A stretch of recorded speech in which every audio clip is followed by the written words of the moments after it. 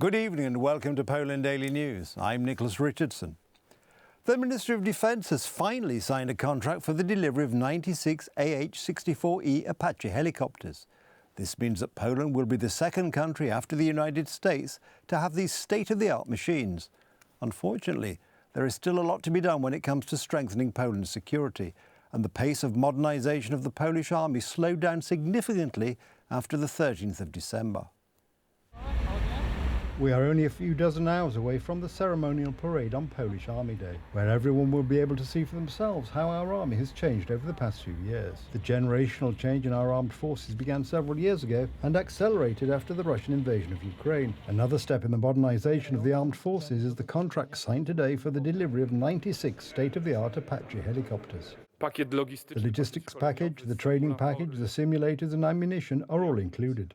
Thanks to the agreement, worth about 40 billion zloty, Poland will become the second largest user of these state-of-the-art machines after the United States. Thanks to them, it will be possible to fully utilise the potential of Abrams tanks and F-35 aircraft. The process of purchasing this American equipment was initiated by the Law and Justice government. Unfortunately, the Deputy Prime Minister did not say a word about it today. Kosiniak-Kamysz made a gesture to his predecessors yesterday on the occasion of signing a contract for the production in Poland of 48 launchers for the Patriot system.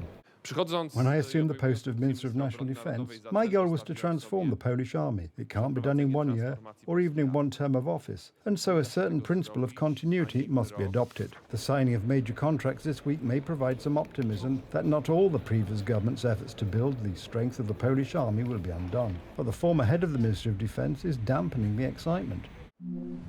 Unfortunately, in the case of the 13th of December coalition, the signing of a contract is not the same as its implementation. Two of the contracts already signed, for Krab gun howitzers and Chonmu launchers, do not have repayable financing. The Minister of Defence is now committed to ensuring that the Minister of Finance provides funding for the Apache. This is extremely important. The contract for the supply of Apache helicopters has been signed well behind schedule. In addition, a number of other purchases initiated by Law and Justice are still in question.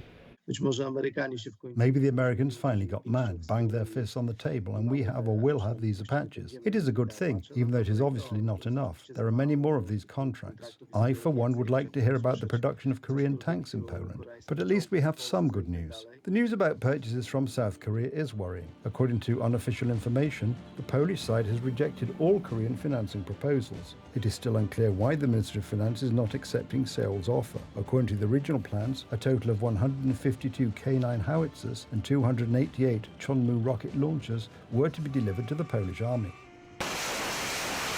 At the same time, the Polish army continues to grow. The Law on Defence of the Homeland, introduced by the Law and Justice government, provided for the creation of a 300,000-strong army. Today, the question is whether we can afford to reach this goal. Po pierwsze, państwo polskie nie ma wyboru. The Polish state has no other choice. We must be able to afford it. We can certainly afford it demographically. We are a medium-sized country in Central Europe, with a population of 38 million, including those who just reside in our territory. In view of the documents published by TV Republica on the financing of the army, questions about the continuation of armament come to mind. According to the documents, the Ministry of Defence plans to cut spending by more than 57 billion zloty, or 25%, between 2025 and 2028. Maciej Strug, TV Republica. It's no longer just the Kursk region, but also the neighbouring Belgorod region. The Ukrainian offensive has not stopped for a week. Kiev already claims to control 1,000 square kilometres of enemy territory, and Ukrainian soldiers are advancing further into Russia. Putin's soldiers are completely surprised and helpless. We've only seen pictures like this so far from Ukrainian cities being recaptured from Russian hands. But this is happening in Russia, in the Kursk region. Dozens of Russian towns, including Sudza, are under Ukrainian control. A manhunt for Russian soldiers is underway. We have searched all of Sudza, and we have no idea where those damn Russian soldiers have hidden themselves. Wait, I'll turn the camera around. Oh, here's one. Putin's soldiers are so surprised that they either surrender without a fight themselves or die miserably. It is just justice that we can eliminate Russian terrorists wherever they are. Their weapons, depots, their logistics. Only such actions will force Putin to make peace. The Ukrainian counter-offensive kicked off a week ago. First, the Ukrainians broke into Russian territory in the Kursk region. Now they are also attacking the neighbouring Belgorod region. They have already taken over 1,000 square kilometres of territory. These are areas under our control, but heavy fighting is actually taking place along the entire front line. Ukrainians have taken Western equipment with them into enemy territory. A Polish PT-91 Twardy tank is also feared in the Kursk region. The Ukrainian military's brave action is a slap in the face to Putin. This is a success in political terms because it weakens Putin and shows his failure in compromising the security of his territory. Russia, which has huge reserves it would seem, should immediately suppress such an offensive. However, in order to mobilize these units from deep inside Russia, it will take weeks, and during this time Ukrainian special forces are penetrating Russian territory. A visiting US senator in Kiev praises the Ukrainian offensive. Bold, brilliant, beautiful. This is a condition to keep Putin out of Ukraine and our part of Europe. Martin Shevchak, TV Republica. Donald Trump and Elon Musk met on X to discuss the most important issues facing the United States. This is yet another important element of the campaign that could determine who ultimately sits in the White House.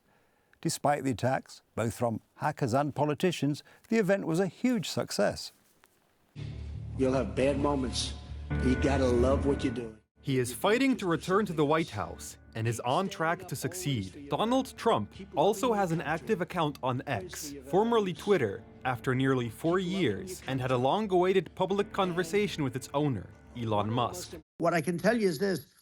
We cannot have a Democrat. We cannot have her. She's incompetent. She's as bad as Biden. Actually did something that was impossible. The conversation between Trump and Musk touched on the economy, free speech, politics, and, of course, Trump's campaign. Elon Musk supports Donald Trump's candidacy and is not shy about what he thinks of the American left and Kamala Harris herself. What's happening sort of overnight is they're rewriting history and making Kamala sound like a moderate when in fact she is far left, like far left.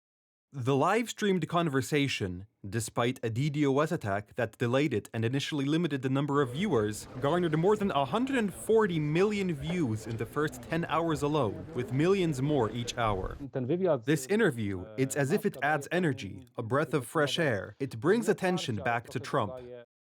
It is not known who was behind the DDoS attack on X just before the start of the broadcast. What is known is how much the left in both the United States and Europe feared the interview. This is an example and a question at the White House conference. Elon Musk is slated to interview Donald Trump tonight on X. I think that misinformation on Twitter is not just a campaign issue. It's an America issue.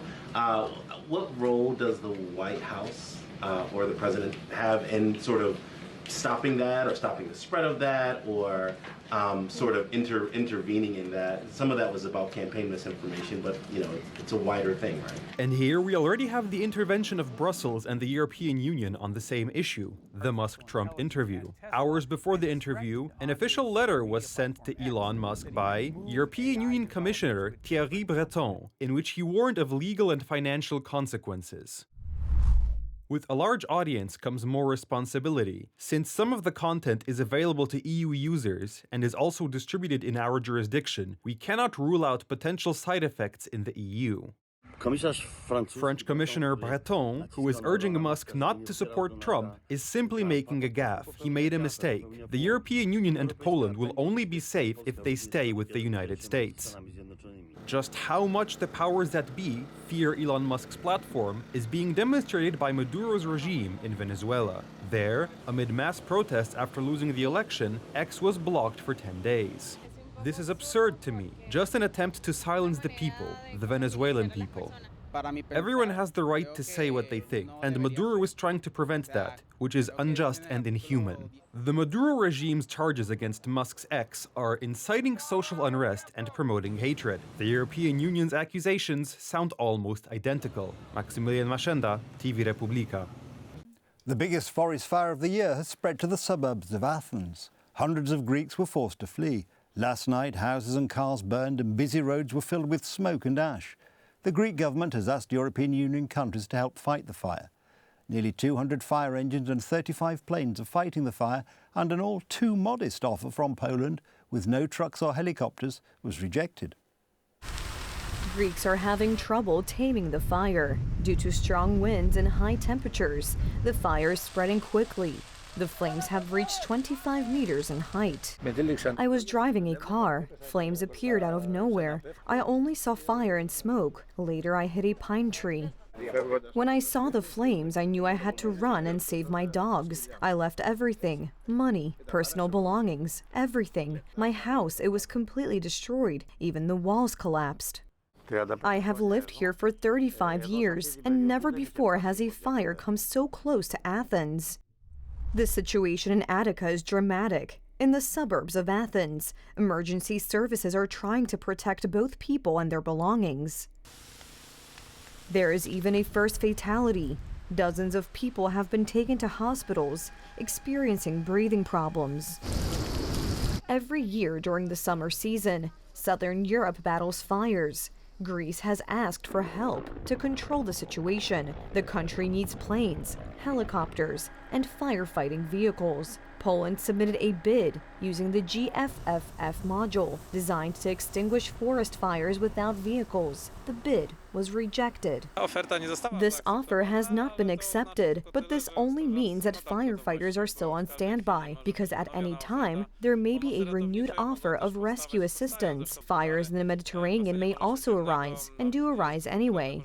The Polish fire service is known around the world for its professionalism, efficiency, and determination in saving people. Therefore, the modest nature of the Polish offer may come as a surprise, especially since our vehicles were supporting the Greeks as recently as a year ago. I would expect the minister to react quickly to this situation. I believe Poland can afford to send heavy equipment to Greece. When forest fires covered almost all of Sweden in 2018, Poland sent 44 trucks and 140 firefighters there. They were thanked with a round of applause. Polish emergency services played a key role in the international assistance provided to Turkey after the tragic 2023 earthquake. Nearly 60,000 people died as a result of the earthquake. A recurring question is why. When Greece asked for firefighting assistance earlier this year, it was the first time Polish firefighters offered a trimmed-down version of assistance without combat vehicles. Even countries like the Czech Republic offered such classic assistance in the form of heavy equipment, and I guess that's something the Greeks were expecting. Here, the financial side is not so problematic, due to the fact that 80% of the expenses are reimbursed by the European Union. The Greeks will receive help from other European Union countries. Italian emergency services have offered 2 firefighting planes, French, 1 helicopter, and 55 fire engines. Nearly 700 firefighters, supported by volunteers, are taking part in the operation. That's the news. Thank you for watching, and from me, it's have a good night and a better tomorrow.